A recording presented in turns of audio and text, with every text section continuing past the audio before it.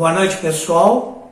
Eu sou Ayrton Dornelles e estamos iniciando mais um programa Vinha Espírita pelo canal Liberdade Solidária. Desejamos que Jesus possa se fazer presente no lar de todos que nos assistem. Uma boa reflexão para todos nós e que Jesus entre em nossos corações.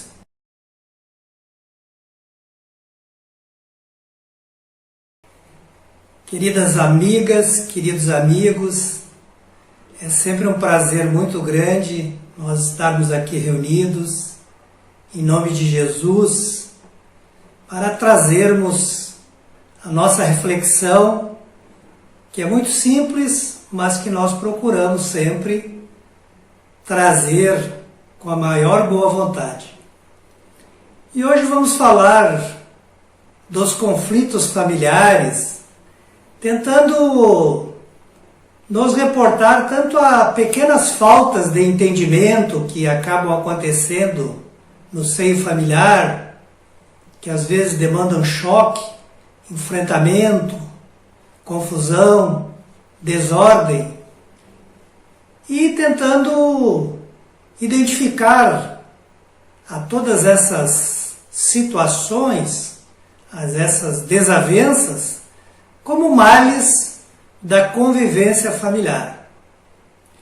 E diz Allan Kardec, no livro Obras Póstumas, quando ele fala da crença espírita, que todos os males da humanidade provêm da nossa imperfeição, dos nossos vícios, e também nos alerta que enquanto nós tivermos vícios, nós estaremos em lutas, e toda luta produz miséria, sofrimento.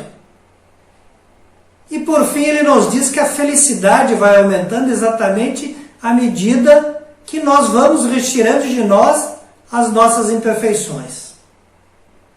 Então fica assim definido qual a causa dos conflitos que muitas vezes temos dentro do lar. São as nossas imperfeições. Na questão 785 foi perguntado para os espíritos qual o maior obstáculo ao nosso progresso, ou seja, qual o maior obstáculo para que nós consigamos avançar, progredir e retirar de nós as imperfeições. E os espíritos nos respondem que é o orgulho e o egoísmo. E nós aqui vamos tentar mostrar como esta causa afeta, já que ela é o nosso maior obstáculo, os nossos conflitos dentro do nosso lar, focando especialmente na falta de caridade que temos para com os nossos familiares. E a falta de caridade nada é mais do que o nosso egoísmo. Então, na questão 913, quando nos permitimos perguntar aos espíritos qual é o vício mais radical, aquele que é mais severo, que nos traz mais transtornos, eles nos disseram que é o egoísmo, acrescentando que do egoísmo deriva todo o mal, inclusive, portanto, os nossos conflitos familiares. E é por isso que a doutrina de Jesus é baseada exatamente naquele que deve ser o sentimento antagônico ao egoísmo, que é o amor. Então o egoísmo é esse responsável por esses males que vão gerar os conflitos familiares. E na questão 917, os espíritos vão ainda nos alertar para que o egoísmo gera o orgulho, a ambição, a cupidez, a inveja, o ódio e o ciúme. Todos esses vícios, imperfeições, que vão nos levar a nos conflitarmos uns com os outros. Ainda na mesma questão, eles nos dizem que o orgulho leva à perturbação de todas as relações sociais. E a família é formada de relações sociais, é o primeiro núcleo social do qual nós fizemos parte. Então, diz os espíritos, o egoísmo provoca os conflitos, destrói a confiança de uns para com os outros e obriga o indivíduo a se manter sempre numa atitude de defesa. Vejam quão interessante é essa visão que os Espíritos nos trazem nessa questão 917. Primeiro nos dizendo que o egoísmo é que provoca o conflito, acrescentando que ele destrói a confiança de uns para com os outros. E nós vamos perceber o quanto é importante dentro da família nós confiarmos nos nossos familiares. Porque é essa a razão, ou é esta a razão pela qual nós procuramos o amparo da família. A família deve ser o nosso porto seguro, o nosso lugar em que nós conseguimos a tranquilidade, porque estamos confiantes que na falta e na necessidade o familiar nos atenderá. E aí nos diz, quando falta confiança entre um e outro, nós nos colocamos em atitude de defesa. E nós podemos olhar para o reino animal, que é da onde o fluido espiritual vem para formar o espírito, como nós somos perigosos quando nós colocamos em atitude de defesa. A defesa, que quase sempre nasce do medo, nos cega. Nos cega. E o medo quase sempre nos tira a razão, o raciocínio, a capacidade de tomarmos a decisão mais adequada. Então é muito importante que nós tenhamos isso em mente. Que se nós não trabalhamos o nosso egoísmo, muitas vezes nós vamos estar dentro do lar em atitude de defesa. E estamos em atitude de defesa exatamente com aqueles que nós não deveríamos estar, porque nós deveríamos confiar nos nossos familiares. Então, dito isso, nós vamos lá para o Evangelho segundo o Espiritismo, no capítulo 11, quando também fala do egoísmo, dizendo que o egoísmo é a negação da caridade. E aí, os Espíritos nos dizem que quando falta caridade, não há tranquilidade na vida social. Nós precisamos ter a caridade dentro do lar. E não há segurança. E volto a dizer, quando não há segurança, há o medo. Há a insegurança, que é filha do medo. Então, dizem os Espíritos, com o egoísmo e o orgulho dentro de casa, os sagrados laços de família não são respeitados.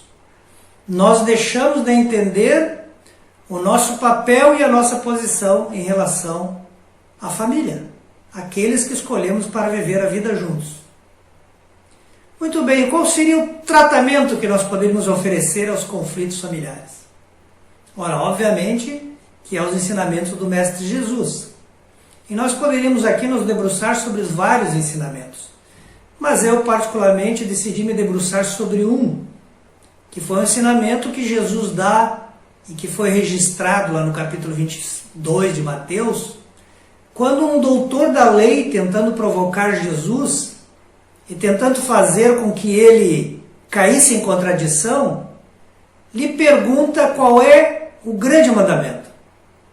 E aí Jesus nos oferece, como todos nós lembramos, né, aquele que ele vai considerar o resumo de toda a lei e os profetas, que é amar a Deus de todo o coração, de toda a tua alma, de todo o teu pensamento, e amar ao próximo como a ti mesmo.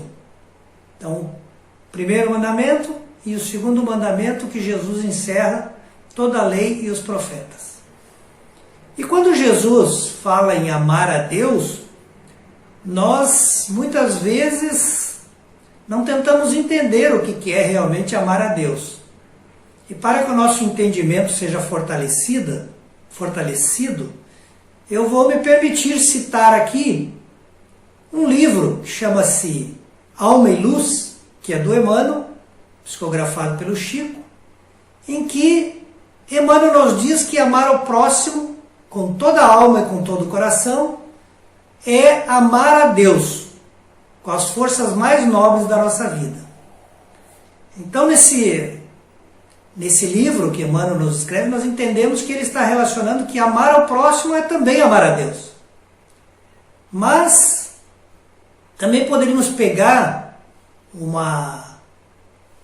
um ensinamento que está contido no Momento Espírita, que é um órgão de divulgação da Federação Espírita do Paraná, quando eles nos dizem que, na verdade, torna-se muito mais fácil amar a Deus, começando por amar aquilo que é dele. Ou seja, torna-se muito mais fácil quando nós amamos a criação de Deus. E aí nós estaremos amando a Deus. Então, se num primeiro momento Emmanuel diz que amar a Deus é amar o próximo, agora nós entendemos que também é amar a sua criação. E por fim, Alírio Cerqueira, no livro Psicoterapia à Luz do Evangelho de Jesus, ele nos diz assim: o amor a Deus será consequência de nossos atos, através do exercício do amor a nós mesmos, o amor ao próximo e o amor à natureza, o amor à vida, enfim, o amor a toda a criação divina. Então vejam que quando Jesus nos diz para amar a Deus, ele está encerrando não só o segundo mandamento no primeiro, como também está nos dizendo que além de amar a nós mesmos, além de amar ao próximo, que estão no segundo mandamento, nós também temos que amar tudo aquilo que Deus criou. Então assim nós percebemos que, na verdade, para nós chegarmos ao primeiro mandamento, nós temos que começar no segundo. Porque quando nós praticarmos o segundo, nós acrescentamos o amor a toda a criação de Deus, e aí nós estaremos amando a Deus. Então é necessário que primeiro nós consigamos cumprir o segundo mandamento. E o segundo mandamento condiciona amar ao próximo a primeiro nós nos amarmos. Então parece que o ensinamento de Jesus ele está fundado do mais difícil ou do mais completo para o mais simples, o mais específico. E é por isso mesmo que nós vamos aqui tomar a liberdade de primeiro falar em amor a nós mesmos, para depois falar em amor ao próximo. Tudo isso relacionando com a nossa vida em família. Então, falando do amor a nós mesmos, nós precisamos entender o que é nós amarmos a nós mesmos. E aí eu tirei da revista Mundo Maior um artigo que é da Cristiane Lenz Beira, em que ela nos dá alguns conceitos, que aqui nós não pretendemos encerrar com verdade absoluta. Mas eu entendo que é difícil nós entendermos o que é realmente nós nos amarmos, né? Nos amarmos deveria ser nós praticarmos conosco a caridade. Caridade é nós fazermos o bem, sem esperar nada em troca. Então, amar a nós mesmos é fazer o que é bom para nós. Mas não bom no sentido daquilo que nos causa prazer imediato, satisfação imediata. Mas bom no sentido da convergência de que aquilo que estamos fazendo está de acordo com a lei de Deus. Porque é isto que vai nos garantir a felicidade. Os Espíritos nos dizem que nós nos tornamos infelizes quando nos afastamos da lei de Deus. Ora, todos nós queremos ser felizes. Eu diria que nós passamos a vida tentando buscar e alcançar exatamente isso, a felicidade. Então, nós podemos dizer que amar a nós mesmos é nós nos aproximarmos da lei de Deus.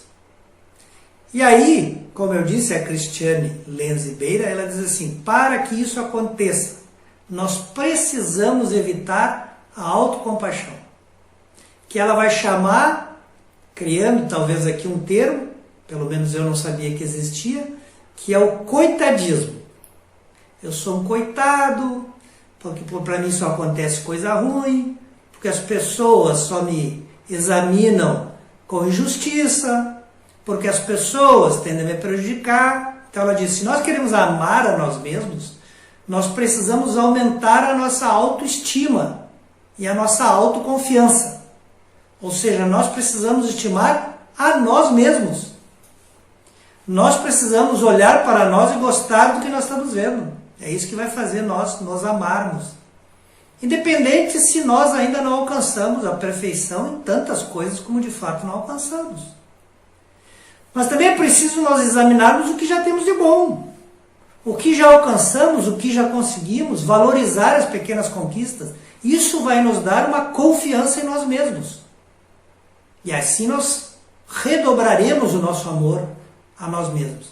Diz ela, é preciso que a gente entenda que nós não precisamos ficar esperando que alguém venha resolver os nossos problemas. Que é possível que nós venhamos a resolver os nossos problemas. Que é possível que nós trabalhemos todo dia para a nossa melhoria, para a nossa felicidade, que isso não depende dos outros. E aí ela diz, essa luta de tentar se amar é uma luta difícil, muito difícil. Por quê? Porque ela não acontece do lado externo, ela acontece dentro de nós, no nosso mundo íntimo, que é um lugar desconhecido para muitos de nós e aterrorizante para tantos outros. É muito difícil a gente parar tudo o que está fazendo e tentar entrar para dentro de nós e entendermos esse mundo íntimo que é nosso. Aliás, muitas pessoas não conseguem ficar sem a rotina exatamente porque elas tendem a fugir de estar a sós consigo mesmo. Então as pessoas querem sempre a vida de relação, para que elas não possam ficar consigo, sozinhas. Porque quando a gente fica sozinho, a gente tem que se examinar. A gente tem que se entender. A gente tem que visitar o nosso íntimo. E isso é tão importante que na questão 919 do Livro dos Espíritos, quando foi perguntado qual o meio prático mais eficaz para a gente se melhorar todo dia, a resposta foi que um sábio antigo já nos disse qual é esse meio. E esse meio é o conhece-te a ti mesmo.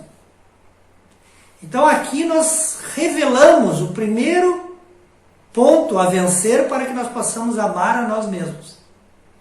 Para que nós possamos nos estimar mais e ter mais confiança. É preciso que a gente se conheça. É preciso que a gente examine o que temos de bom e o que temos de mal. O que temos de imperfeição e o que temos já de virtude. E todos nós temos as duas coisas. Nós temos que partir do ponto de saber exatamente quem somos. E, evidentemente, para que esse autoconhecimento se realize da melhor forma possível, nós precisamos nos desvestir ao máximo do nosso orgulho, do nosso egoísmo, para que a gente possa fazer um exame justo, para que a gente não superestime as nossas qualidades e coloque um véu sobre os nossos defeitos. Nós temos que ser sinceros conosco mesmos. Aí nós conseguimos fazer essa visita. Santo Agostinho, na mesma questão do Livro dos Espíritos, num comentário posterior, vai dizer que se conhecer a si é a chave do progresso individual. Vejam, é a chave. Nós não vamos conseguir abrir o nosso progresso individual sem essa chave, que é nós conhecermos. Então, diz ele, é justo que, sendo a chave uma coisa tão importante para o nosso progresso individual, que a gente gaste alguns minutos todo dia nos conhecendo e, consequentemente, trabalhando para conquistar uma felicidade que, quando nós alcançarmos, será eterna. Então é necessário esse exame de consciência, como ele diz. Visitar a nossa consciência. Por que visitar a consciência? Alguns dizem que a consciência é um pingo de Deus dentro de nós. A consciência sempre sabe o que é certo e o que é errado. Porque dentro da consciência está essa gotinha de sabedoria divina. A gente pode enganar os outros, mas a gente sempre tem a sensação se está fazendo certo ou errado. Quantas vezes a gente convence todo mundo que está fazendo certo, coloca a cabeça no travesseiro e sente aquela angústia, que a gente diz que é a consciência pesada, porque a gente sabe que está errado. Todo mundo se convenceu que a gente está certo, nós convencemos todas as pessoas, mas nós não conseguimos convencer a nossa consciência. Então é necessário que a gente visite essa consciência diariamente. Voltando à ao artigo da Cristiane Beira, ela diz que esse conhecimento de si próprio, essa valorização que nós temos que dar a nós mesmos, essa autoconfiança que nós precisamos adquirir, ela diz que isso requer esforço e coragem. Não é fácil de fazer. E não vai acontecer se a gente não fizer esforço nenhum. Porque depende da gente se transformar e se renovar. Nós só vamos amar a nós mesmos quando nós nos transformarmos em alguém que é possível amar. Que esteja dentro das nossas expectativas. Esteja dentro daquilo que a gente acha o mínimo possível. Então nós precisamos nos renovar, transformar. Isso é difícil, isso requer esforço. Então ela diz, quando nós fizermos isso, nós começamos a nos amar, que ela chama de auto-amor, assim como Joana de Ângeles também fala lá do auto-amor. E ela diz, o que é o auto-amor? É o despertar da consciência. Vejam como é sempre a consciência. É o despertar da consciência a respeito de mim, da minha pessoa. Despertar da consciência a respeito de si mesmo. Descobrindo que dentro de nós tem um herói, só que a gente não descobriu ainda. Alguns já descobriram, alguns já praticam melhor o amar a si mesmo. Um herói capaz de realizações, de fazer mais do que a gente está fazendo. Não por outro motivo, a coisa que mais nos leva à depressão é nós não fazermos o que deveríamos fazer. Porque a consciência fica pesada. A gente sempre sente que está perdendo tempo. Então ela diz, fazendo isso nós descobrimos o prazer de nos amar. Porque é prazeroso quando a gente se ama, quando a gente se dá valor, quando a gente se estima, quando a gente tem confiança que a gente é capaz de fazer. Então, nós passamos a nos aceitar e nos valorizar como nós somos. Porque nós não somos perfeitos. Não somos perfeitos porque quis Deus que a perfeição em nós dependesse dos nossos esforços, do nosso merecimento, da nossa vontade, do nosso aprendizado. E essa é uma estrada que nós ainda estamos trilhando. Então nós não podemos exigir que nós estejamos prontos, porque não foi isso que Deus previu para nenhum de nós. Ele previu uma estrada que nós temos que caminhar. Ele não previu que nós chegaríamos de saída já no ponto final, que é o que muitas vezes nós queremos de nós, que a gente já esteja na perfeição, que a gente já esteja lá na frente, cobrando de nós o que não é justo. Depois, olhando Joana de Ângeles, então, num livro que chama-se Conflitos Existenciais, que é um livro do Divaldo, agora de 2005, ela vai nos dizer que somente é capaz de amar outra pessoa aquele que se ama. Vejam que coisa incrível que ela está nos dizendo aqui. A gente quer tanto praticar a caridade, a gente já se ama?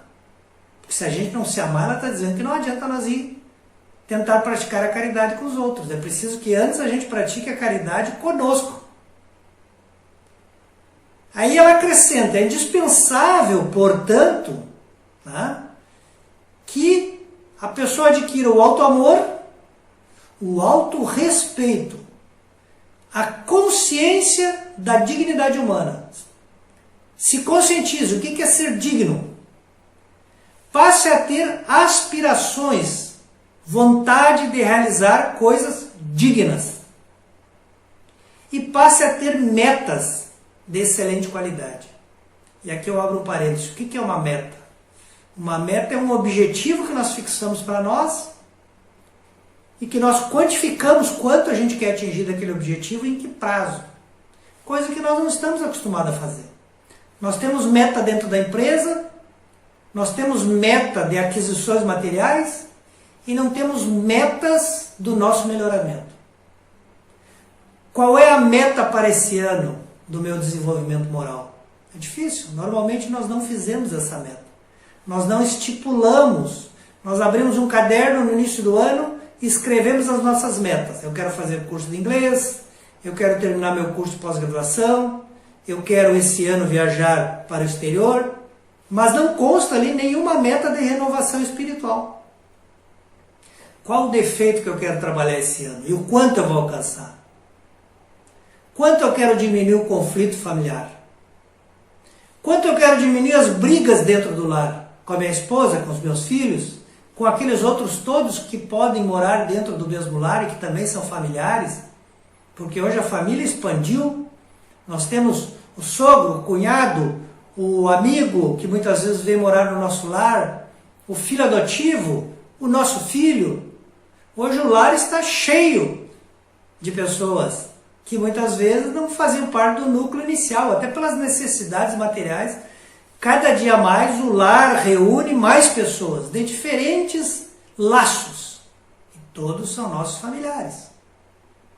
Então, Joana de Ângeles está nos dizendo, é preciso para que a gente chegue lá, para que a gente se ame, se respeite, tenha consciência de que nós temos que ter a dignidade humana, é necessário que a gente tenha vontade de ser digno e metas claras que a gente deve perseguir na nossa realização espiritual.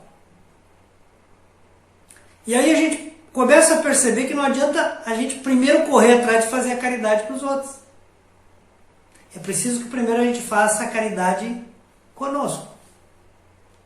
E já entrando então na segunda proposição de Jesus, no segundo mandamento, que é amar ao próximo, nós poderíamos dizer que se nós nos amamos, nós teremos bons hábitos, bons pensamentos, bons sentimentos. E bons pensamentos, bons sentimentos, bons hábitos se irradiam, criam em nós uma aura, criam em nós uma vibração positiva que se irradia para os outros. E essa irradiação do bem que nasce em nós fará bem aos que convivem conosco. Farão bem a nossa família, farão bem aquelas pessoas que nós tivermos vidas, relações e vivências sociais. Aí nós estaremos fazendo a caridade sem nos darmos conta. E mais que isso, nós ajudamos sem querer, porque nós passamos a dar aquilo que mais educa os outros, que é o exemplo. Por isso Jesus veio a ficar conosco no período em que aqui esteve pregando para nos dar o exemplo, nos mostrando a ferramenta mais forte da educação. Tanto é que nós, resgatando um pensamento antigo, que alguns atribuem a Confúcio, dizemos que a palavra convence, mas o exemplo arrasta. Então, quantas vezes nós gastamos muito esforço para convencer alguém através das palavras, mas nós não demos o exemplo. E o exemplo é sempre mais forte. As crianças, especialmente, elas não copiam, elas não reproduzem o que os pais dizem para elas reproduzir. Quase sempre elas reproduzem o comportamento dos pais. E é por isso que Joana de Ângeles dirá que o processo de educação é um processo em que nós educamos nos educando. Porque se a criança percebe o nosso esforço para nos educar, ela também vai fazer esforço para se educar. Se ela percebe que nós não temos compromisso com a nossa educação, ela também não vai ter compromisso com a sua educação. Não é uma questão de nós sermos perfeitos, não, é de nós darmos o exemplo de quem procura se aperfeiçoar. A criança vai caminhar exatamente no mesmo sentido. Até porque é difícil para um espírito, quando reencarna, passar a ter um comportamento bom ou excelente só porque o pai é bom ou excelente. Isso não acontece. Nós vamos tirando as imperfeições de dentro de nós numa sequência que é própria de cada um e que não vai atropelar a nossa natureza. Então o que a criança precisa aprender é o comportamento de perseguir o seu aperfeiçoamento. É isso que a criança precisa aprender. E isso nós podemos dar o exemplo, de que nós também, em perseguindo o nosso aperfeiçoamento, estamos dando o exemplo para que ela também faça o mesmo, para que todos nós possamos, dessa forma, ir evoluindo. Então vamos entender agora esse amar ao próximo, trazendo mais para dentro do lar, primeiro com o nosso esposo, com a nossa esposa, e depois com os nossos filhos, fazendo algumas pequenas e modestas reflexões acerca de como é que a gente ama o próximo, quando esse próximo é então o nosso cônjuge, né? E mostrando algumas coisas por que às vezes a gente não consegue realizar isso.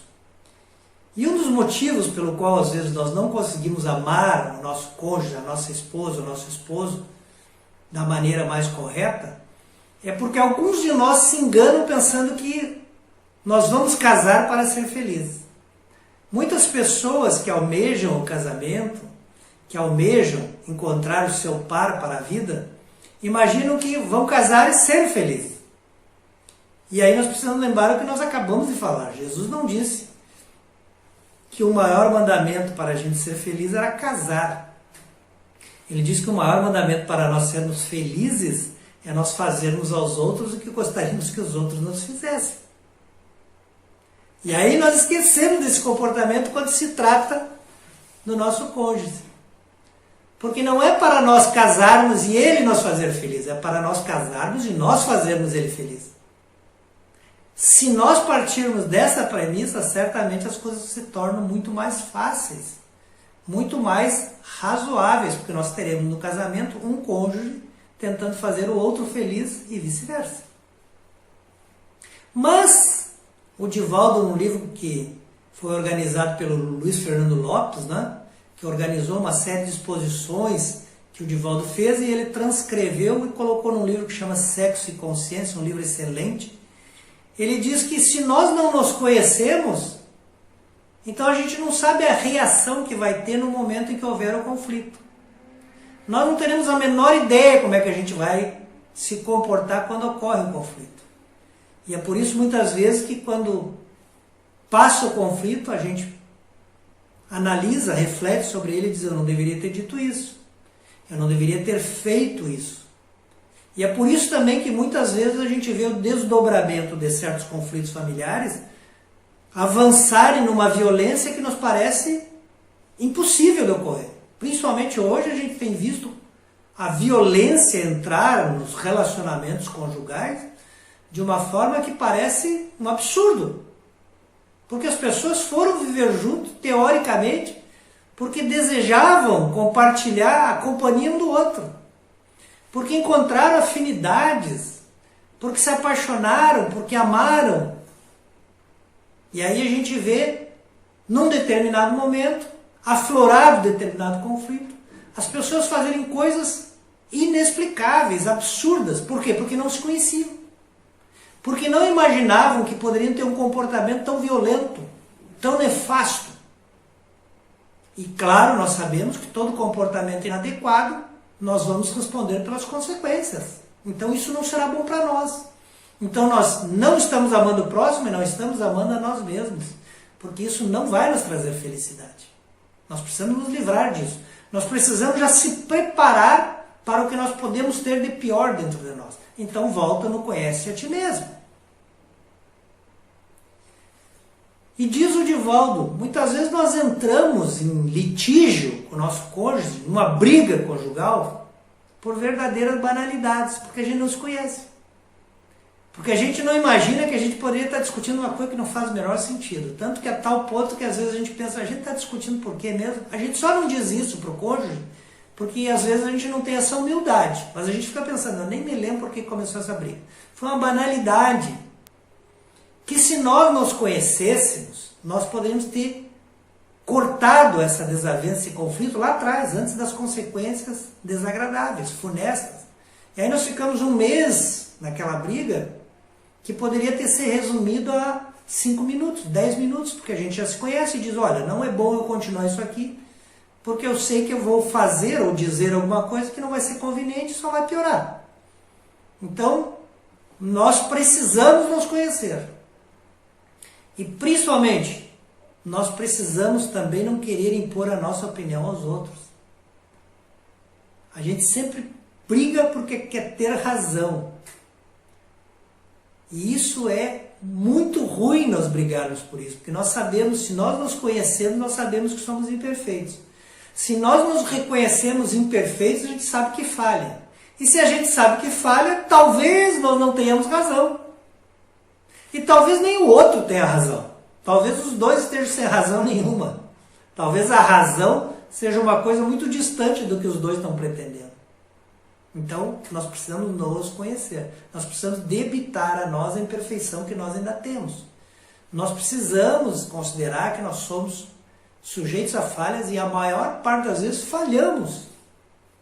E esse reconhecimento das nossas dificuldades, que exige humildade de nós, vai nos ajudar muito a não entrar no conflito, ou se entrar, sair rapidamente dele, porque a gente vai perceber que ele não nos serve. Outra coisa que muitas vezes atrapalha a relação conjugal é as pessoas acreditar que tem que ficar apaixonada para sempre. E nós vamos perceber que os estudos científicos sobre a paixão nos provam que a paixão não dura para sempre. Aliás, nós poderíamos dizer que estudos científicos mostram que a paixão dura entre 18 meses a 30 meses. Uma média de 2 anos, não mais que isso. E nós também podemos dizer que se nós ficássemos muito mais tempo apaixonados, faria muito mal para o nosso corpo e nós não conseguiríamos manter a nossa saúde, porque a paixão, ela faz com que desperte em nós substâncias em grande volume, como dopamina, ocitocina, adrenalina e vasopressina, que o nosso organismo é, vamos dizer assim, violentado por essas substâncias. Né? Vamos aqui pegar especialmente a que a gente conhece mais no nosso dia a dia, que é a adrenalina. Ninguém consegue viver em adrenalina todo o tempo sem debilitar a sua saúde. Então é necessário que a paixão passe. E nós diríamos, a paixão ela demora 1/5 de segundo para acontecer. Menos que 1 segundo nós nos apaixonamos. E quando nós nos apaixonamos, nesse menos que 1 segundo, o cérebro já ativa 12 áreas diferentes. E aí passa a emitir essas substâncias com grande intensidade. E aí a gente, a partir dali, já não tira mais aquela pessoa das nossas preocupações, do nosso pensamento. Então, nós precisamos entender que não ficaremos apaixonados pelo cônjuge para sempre.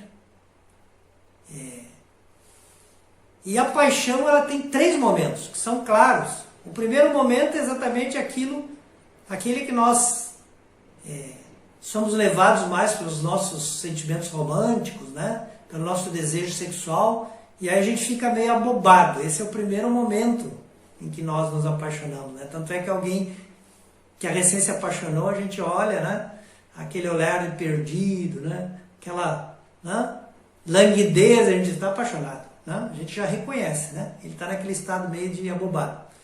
O segundo momento é da atração física. Né?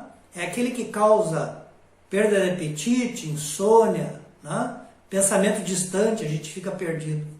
Mas o terceiro que nos interessa na paixão é o momento em que a gente começa a enxergar de forma mais crítica o nosso companheiro, o nosso candidato a cônjuge.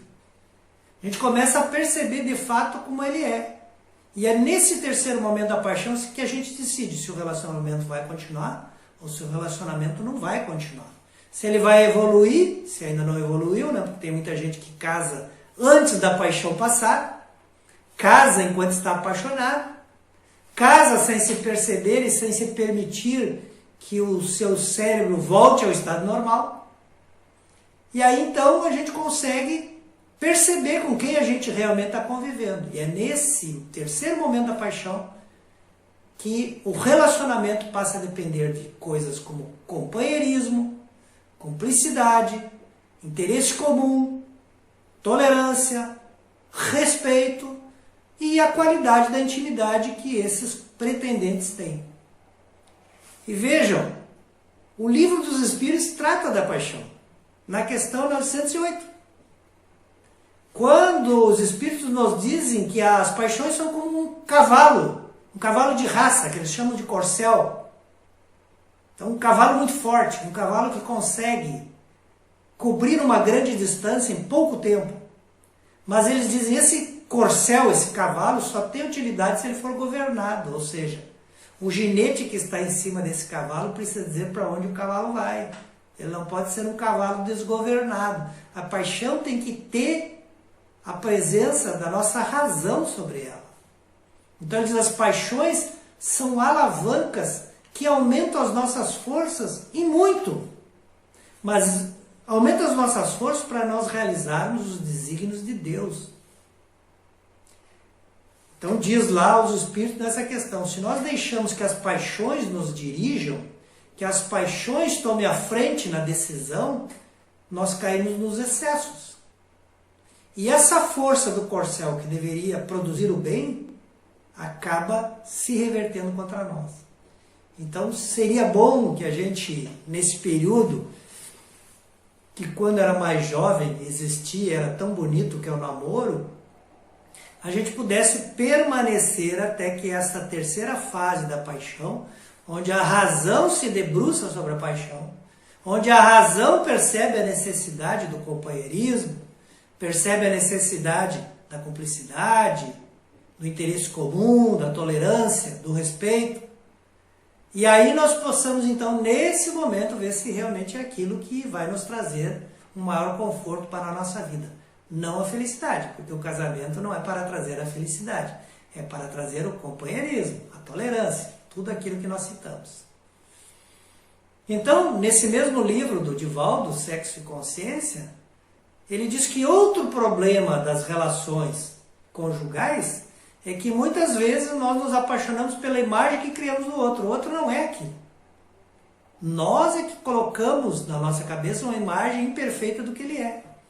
E nós criamos essa imagem porque normalmente essa imagem é aquilo que nós não conseguimos ser. Nós projetamos no candidato tudo aquilo que a gente não quer, não consegue ser, para dizer que ele nos complementa. E nós criamos essa imagem e nos apaixonamos pela imagem. A imagem não existe, a imagem não é real. E nem a pessoa estava nos enganando, nós é que nos iludimos pela paixão, nos deixamos enganar pelo nosso cérebro e percebemos ele não de acordo com o que ele é, mas de acordo com o que nós projetamos o nosso eu sobre ele. E aí, depois de alguns meses, a gente vê os relacionamentos terminarem com um dizendo para o outro que eu me decepcionei com você. Se decepcionou com a imagem que construiu. Outro problema que muitas vezes afeta a relação conjugal está lá na questão 822 do Livro dos Espíritos, que é a emancipação da mulher, que acompanha o nosso progresso enquanto civilização. A escravização da mulher está lá no tempo da barbárie, já passou. O homem precisa se adaptar a esse novo momento. Entre o homem e a mulher não existe, do ponto de vista espiritual, nenhuma diferença. Tanto é que nós nos encarnamos às vezes como homem e às vezes como mulher. Entre um espírito e outro não existe nenhuma diferença. Então, quanto mais o tempo passar, mais a mulher vai se colocar na mesma posição que os homens se colocam quando isso é melhor para si.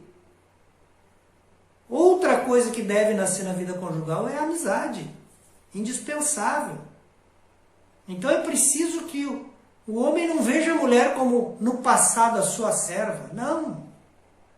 É preciso que ele veja a sua esposa como amiga e a mulher veja o homem como amigo. Para isso ela não pode estar submetida.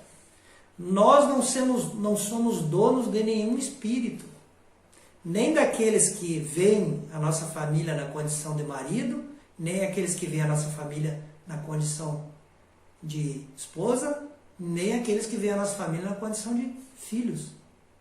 Então muitos de nós dizem, eu mando. O Evangelho diz lá, né? Eu mando, né? E todos me detestam. Ninguém manda em ninguém. Ninguém manda em ninguém. Ninguém é dono de ninguém. Ninguém é propriedade de alguém. E nós precisamos avançar no progresso da nossa civilização e entender isso. A mulher, ela tem que ser vista como companheira, amiga, e vice-versa. O homem tem que ser respeitado pela mulher como um amigo, que ela ali procura, naquela amizade, o amparo, o companheirismo, a proteção, a cumplicidade, por que não? Outra coisa que muitas vezes cria conflito familiar, ainda na mesma linha, são as tarefas domésticas, que por algum tempo os homens se achavam dispensados das tarefas domésticas. Lavar, passar, cozinhar, arrumar a casa, são coisas que alguém tem que fazer. Muitas pessoas foram criadas num lar que achavam que era mágico. Levantavam de manhã e estava tudo pronto. Mas não era mágico. Era a mãe que fazia. Às vezes o pai. E quando a gente vai para a vida adulta, a gente não pode escolher alguém para viver com a gente para fazer as tarefas domésticas. Isso tem nome. Chama-se empregada doméstica. Não chama-se esposa. Então nós precisamos que os dois dominem essas tarefas. E que os dois façam essas tarefas. Tem gente que casa, que é tão ruim nas prendas domésticas, que vai fazer um café, queima água. Então nós precisamos aprender a sobreviver, a ter independência. O homem e a mulher, antes de casar, precisam ser independentes. Conseguir viver sozinho, para depois conseguir viver com alguém. Primeiro amar a si, para depois amar o próximo. Aquele que não aprende a viver sozinho não será feliz vivendo com alguém. E isso está lá também na questão 817 do Livro dos Espíritos, esse livro maravilhoso, quando é perguntado se o homem e a mulher têm os mesmos direitos. E os Espíritos não respondem com outra pergunta, dizendo, mas Deus não otorgou aos dois a mesma inteligência? Por que seriam diferentes os direitos? Então nós estamos avançando. E quando nós, muitas vezes, criticamos o nosso cônjuge, colocamos defeitos sobre aquilo que ele é diferente de nós, nós precisamos olhar para a diversidade da criação de Deus. A criação de Deus, nela tudo é uma riqueza de diversidade. Por que o outro tem que ser exatamente igual a nós? Emmanuel diz num livro que chama-se Companheiro, que ninguém precisa apagar a luz do vizinho para iluminar a sua própria casa, nem a luz do nosso cônjuge. Então nós começamos a perceber a importância de essa convivência não sufocar um ao outro. E para nós concluirmos o amor ao próximo, então o amor aos filhos, que na questão 582 é dito que é uma missão dos pais. Educar os filhos, amar os filhos. Porque a educação, ela só é verdadeiramente capaz de modificar o indivíduo quando ela é dada por alguém que ama. Os filhos não vão se convencer da necessidade da sua mudança por pessoas que mostram para eles que isso é necessário, mas não os amam. Não os amam. Isso está lá no Transição Planetária, quando Manuel Filomeno de Miranda fala das novas experiências. Ele diz, não existe violência que vá fazer alguém se modificar. É necessário alguma identificação, algum amor entre aquele que necessita e aquele que se predispõe a ajudar. E nós ainda citaríamos, lá no capítulo 19, honrai vosso pai e vossa mãe, quando Santo Agostinho fala da ingratidão dos filhos e dos laços de família, ele diz para nós espíritas assim, ó espíritas, compreendei nesse momento o grande papel da humanidade. Tomai dos vossos deveres e ponde vosso amor em aproximar os filhos de Deus. Olha o que ele diz que é o papel da humanidade. Aproximar os filhos de Deus, os nossos filhos, aqueles que nós temos missão de educar. Ele diz, é essa missão que foi confiada aos pais, e da qual recebereis a recompensa se cumprires fielmente. Então, vejam que importância que nós realmente pratiquemos o amor ao próximo com o filho. Num livro que chama-se Estude Viva, lá tem mensagem de Emmanuel e de André Luiz, tem um texto que fala sobre pontos perigosos para os pais. Eu queria destacar aqui um, tem vários, é muito interessante a leitura do livro. Mas um dos pontos perigosos que é ressaltado nesse texto é os pais se distanciarem da assistência necessária aos filhos. E muitas vezes, como diz no livro, a pretexto de ter recurso financeiro para dar ao filho uma vida melhor. Ou para pagar um empregado que vai ficar cuidando do filho. É um grande erro. Quem vai educar o filho é quem o ama, é o pai e a mãe. E nós precisamos dar essa assistência necessária ao filho. O maior drama que hoje se presencia em relação aos filhos são os filhos criados em regime de abandono. Nada tem causado mais problemas nas crianças, nos adolescentes, nos adultos, do que o abandono na idade infantil. É preciso que nessa fase, e é por isso que nós nascemos no estado de criança, a criança tenha a proteção do pai e da mãe. E nós aqui muitas vezes percebemos o pai e a mãe muitas vezes no seu celular, no seu tablet, no seu computador, no seu trabalho, e o filho do lado, totalmente abandonado.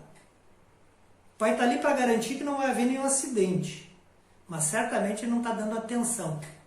nós não conseguimos largar o nosso tablet, largar o nosso divertimento, o nosso entretenimento e dar a atenção que a criança necessita. E aqui nós causamos o maior dano que nós podemos causar na educação de qualquer criança. Nós escolhemos a melhor escola, a melhor roupa, a melhor academia, o melhor curso de inglês. E pecamos naquilo que é a nossa parte, que é a atenção para a criança. E não é atenção para a vida inteira, diz os estudiosos, e diz o Espiritismo, falando dos 3.000 dias em que nós voltamos à reencarnação, da importância desse período inicial da infância, de mais ou menos 6 anos, onde nós construiremos as bases para a vivência futura. E as crianças ficam, nesses 6 anos, muitas vezes abandonadas, sem a atenção do pai, sem a atenção da mãe, sem a atenção de uma pessoa que o ame.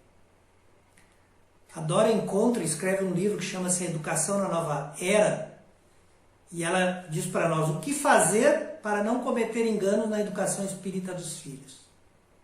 E aí ela nos dá, eu pelo menos aqui pensei, 4 situações que ela nos recomenda que a gente deve fazer para dar uma educação espírita ao filho. A primeira diz: cumprir a missão educativa com energia e seriedade, mas ao mesmo tempo com amor, compreensão, paciência e humildade.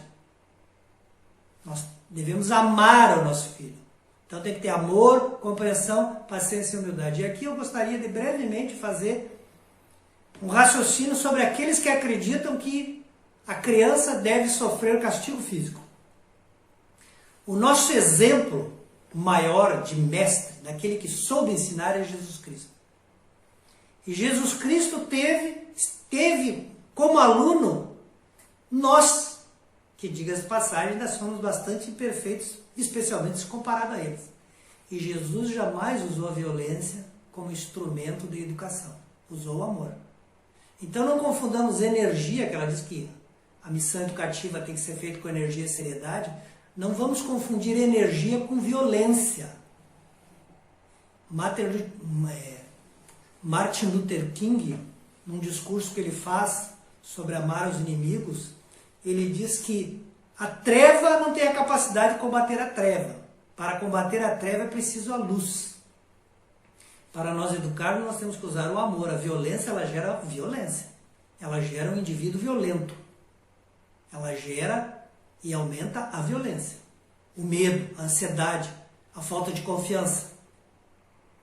Depois ela nos diz que nós não podemos cair no autoritarismo, porque nós não somos donos de ninguém, eu já disse. O autoritarismo, diz ela, serve para gerar revolta, medo e mentira. Então nós precisamos ter um diálogo, uma convivência de irmãos, por que não? Depois ela diz, nós devemos cultivar com os filhos a amizade aberta e carinhosa. É outra coisa que eu acho que muitas vezes a gente se equivoca. Eu vejo as pessoas dizer, a gente não pode ser amigo dos filhos. E eu fico pensando, quantos de nós chamam Jesus de meu amigo? Por que Jesus pode ser nosso amigo e nós não podemos ser amigos dos nossos filhos? Por um acaso a amizade vai impedir que nós façamos o nosso papel, que é dar amor? Que é dar amor? Que é dar bons exemplos? De maneira nenhuma. Nós podemos sim e devemos ser amigos dos nossos filhos. Eu, particularmente, sempre fui amigo do meu filho e sempre vi as pessoas dizendo, não pode ser amigo do filho. E o que ele pode esperar de mim mais do que a minha amizade? E agora que ele está adulto, então? O que nós temos para continuar nossa relação de pai e filho, se não a amizade que construímos? Então sim, assim como Deus é nosso, como Jesus é nosso amigo, nós podemos ser amigos também dos nossos filhos e continuar educando. E por fim ela diz que nós não devemos esconder dos filhos os tesouros da doutrina espírita. Que nós não deixamos para amanhã para apresentar aos nossos filhos a doutrina espírita. Que saibamos nos utilizar de todos esses conselhos dos amigos espirituais para modificar e aperfeiçoar a nossa vida. Que assim seja. O programa Vinha Espírita é exibido no canal Liberdade Solidária, sempre aos domingos, no horário das 20 horas. Se você gostou de algum dos nossos vídeos, não esqueça de deixar o seu like. E se desejar, faça seus comentários sobre a nossa programação.